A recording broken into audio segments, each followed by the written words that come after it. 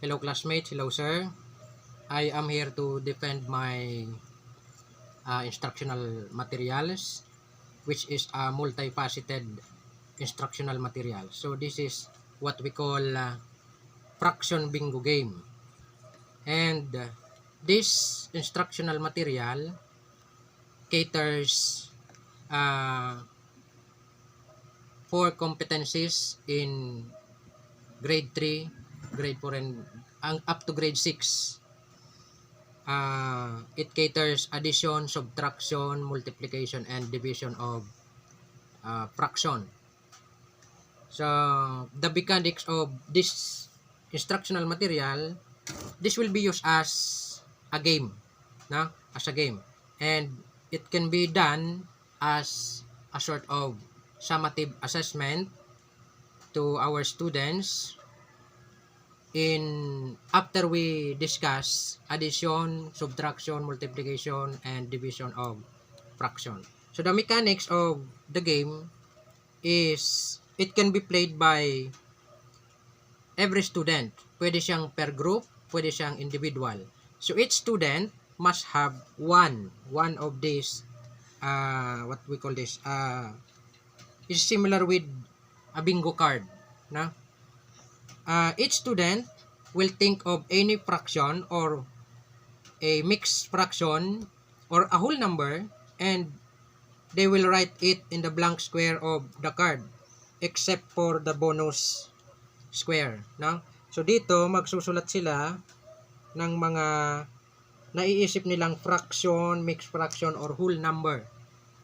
So after writing the card, we must have a bingo battle or something na pwede tayong mag-shuffle ng mga katulad nito.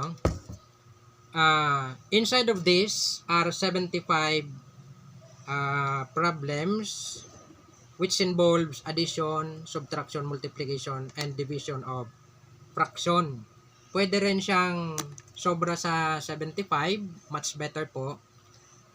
So that if the student were not able to win the game or to find the pattern, may choice pa tayo para magbunot ng marami pang problem. So the teacher will explain to the student what pattern should be followed to win this game.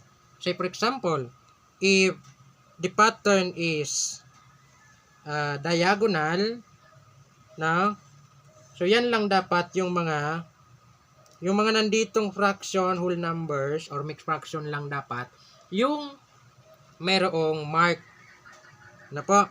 That if that is vertical, siguro may mga parito o kaya pa dyan, basta vertical or horizontal or pwede rin po blackout. Pag sinabing blackout, punuan po yan, na? So punuan. So the teacher will shake the bingo battle.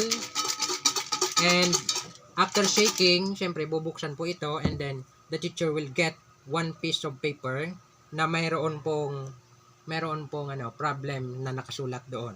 So it's either a addition, subtraction, multiplication, or division of fraction na nakasulat po dito sa loob ng papel. The student will first solve the problem, and the teacher will check if the student's answer is correct. Now, pag meron na pong nakakuhang isang correct answer, so therefore, stop na po yung pag-solve ng problem. The teacher will announce the correct answer so that the other students can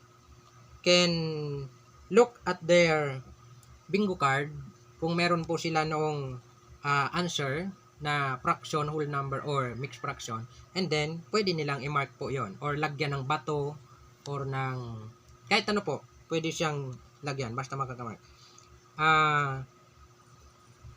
If the student got the correct answer, then they will place a mark on the bingo card or a stone, and then the rule is the one who will first complete the pattern na sinabi ng teacher will be declared as the winner.